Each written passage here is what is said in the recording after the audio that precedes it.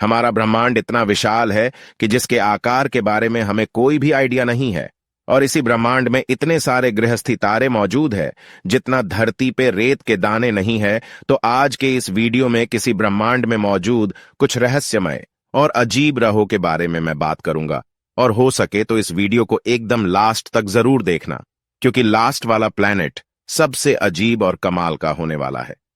Diamond planet, इस planet का असली नाम है 55 कैनकरी, और यह एक ऐसा ग्रह है जो कि हीरे का बना है। इस प्लैनेट का हीरे से बना हिस्सा हमारी धरती के पूरे वजन से लगभग 3 गुना ज्यादा है। इस प्लैनेट को साल 2004 में डिस्कवर किया गया था। वैज्ञानिकों का कहना है इस प्लैनेट का 130 हिस्सा सॉलिड हीरे से बना हो सकता है।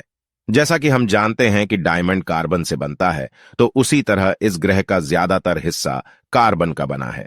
वैज्ञानिकों ने अनुमान किया है कि इस प्लैनेट के कोर में मौजूद कार्बन के ऊपर बहुत ज्यादा प्रेशर पड़ने की वजह से यह कार्बन डायमंड में कन्वर्ट हो गया है। यह प्लैनेट स्टार 55 कैन बी ए के काफी करीब मौजूद है, जिसकी वजह से इसका टेम्परेचर लगभग 1700 डिग्री सेल्सियस के करीब है। डायमंड से भरा होने के कारण पैसों के मामले में इस कीमत लगभग 27 नलिन डॉलर्स की इक्वल है, और यह हमारे पूरे धरती के जीडीपी से C185 क्वाड्रिलियन गुना ज्यादा है। आइडिया के तौर पे एक क्वाड्रिलियन मतलब एक के पीछे 15 जीरो से, और एक मतलब एक के पीछे 30 डेज। आई होप इससे आपको एक आइडिया तो लग ही गया होगा इस ग्रह की क्या कीमत हो सकती है। अगला प्लैनेट है कि प्लस 452 बी 2015 में नासा के मुताबिक धरती के जैसा एक प्लैनेट डिस्कवर्ड हो चुका है, जिसका नाम दिया गया है केपलर 452 बी। जैसे हमारी धरती का अपना खुद का सूरज है, उसी तरह के प्लॉट 452 बी का भी अपना सूरज है, जिसका नाम है G2। हैरान कर देने वाली बात यह है कि धरती से सूरज की दूरी जितनी है कि प्लस 452 बी के साथ उसके सूरज की दूरी भी लगभग उतनी ही है, और यहां का एटमॉस्फेरिक कंडीशन भी लगभग हमारी धरती के जैसा ही है। मतलब हमारी अर्थ की तरह यहां भी पानी, मिट्टी और हवाई होने की प्रबल संभावना है। इसका मतलब यहां पर धरती की तरह बहुत से विचित्र प्रजाति के जीवों के होने का हेयर पॉसिबिलिटीज हैं। पृथ्वी के साथ इतनी सिमिलैरिटीज होने के कारण इसे अर्थ 2.0 भी कहा जाता है। सूरज का एक चक्कर लगाने में धरती को 365 डेज लगता है, और वहीं दूसरी तरफ केपलर 452 बी को अपने सूरज जीतू का एक चक्कर लगाने में 385 डेज जितना समय ले लेता है। मतलब दोनों के रेवोल्यूशन टाइम में सिर्फ 20 दिन का डिफरेंस है। हमारा सूरज 4.6 बिलियन साल पुराना है, और वहीं दूसरी तरफ G2 6 बिलियन साल पुराना है। केपलर 452 बी हमारी धरती से 2 गुना बड़ा है। लेकिन अगर यहां पर एलियन लाइफ होने का चांसेस इतना ज्यादा है, फिर अभी तक हमें इस ग्रह में एलियन लाइफ के बारे में कोई इंफॉर्मेशन क्यों नहीं मिल पाया है। दरअसल धरती से इस प्लैनेट की दूरी लगभग 1400 लाइट जितनी है। अब आप समझ ही चुके होंगे कि यहां तक पहुंचने में आज के टेक्नोलॉजी से बनी स्पेसशिप को इतना ज्यादा समय लग जाएगा। लेकिन अगर फ्यूचर में ऐसा स्पेस एक्स और नासा जैसी स्पेस एजेंसी अगर स्पेस ट्रैवल टेक्नोलॉजी को फ्यूचर में इंप्रूव कर पाए, तो हो सकता है भविष्य में हम इस ग्रह पर कभी न कभी जरूर पहुंच पाएंगे।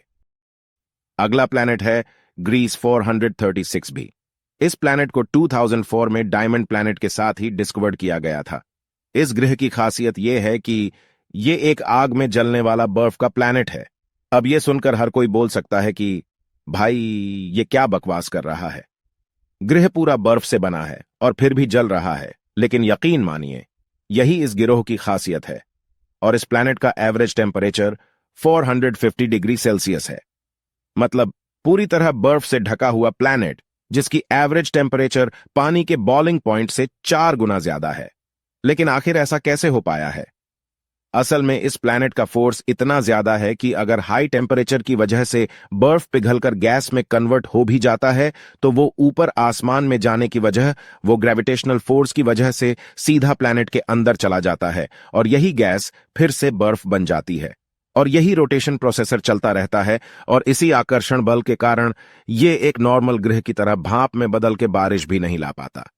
इस प्लैनेट का आकार हमारे सोलर सिस्टम में मौजूद के बराबर है, और अपने सूरज का एक चक्कर लगाने में सिर्फ 2 दिन 15 घंटे का समय लेता है।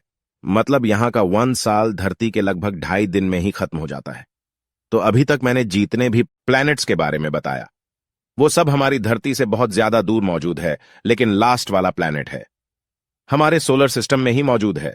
उसका नाम है टाइटन, जो किसे टन यानी शनि ग्रह का चांद जैसे धरती का अपना नेचुरल सैटेलाइट मून है कि उसी तरह का भी अपना मून है जिसे टाइटन कहते हैं। लेकिन इसमें आखिर ऐसी क्या खास बात है? टाइटन का एटमॉस्फेयर इतना ढंग से कि यह 2005 से पहले हमें यह पता भी नहीं था कि इसके भीतर की सतह पे क्या क्या मौजूद है। तो 2005 के बाद वैज्ञानिक टाइटन के भीतर की सतह के बारे में जान पाने में सक्षम हुए थे, जो कि कुछ इस तरह दिखता है।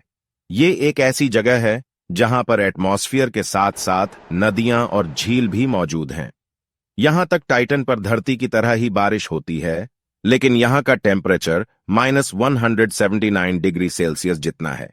इसी वजह से यहां पर पानी भी छूने पर बिल्कुल एक चट्टान के जैसा महसूस हो सकता है।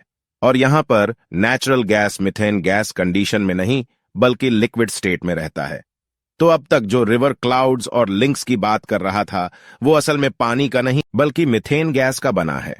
अब तक टाइटन ग्रह के सिर्फ 20% रिवीजन के बारे में ही साइंटिस्ट जान पाए हैं, लेकिन सिर्फ उसी 20% रीजन में इतना ज्यादा नेचुरल गैस मौजूद है जो हमारी पूरी धरती में मौजूद नेचुरल गैस और तेल से 100 गुना ज्यादा है।